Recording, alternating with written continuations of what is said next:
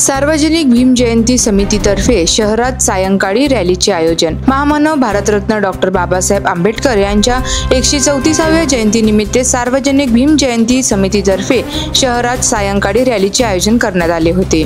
या रॅलीला अग्रेसन चौकापासून सुरुवात झाली।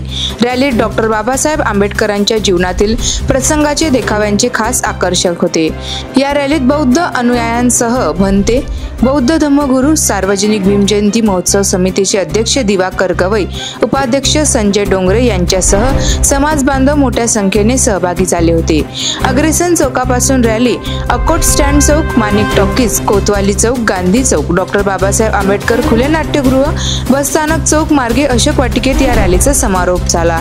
रॅलीतील डॉक्टर बाबासाहेब आंबेडकर आणि संत गाडगेबाबा, डॉक्टर बाबासाहेब आंबेडकर आणि डॉक्टर पंजाबराव देशमुख, डॉक्टर बाबासाहेब आंबेडकर आणि महात्मा ज्योतिबा फुले, सावित्रीबाई फुले आदींच्या भेटीचे प्रसंगाचे चित्ररथ देखावे यंदाच्या रॅलीचे खास आकर्षण ठरले।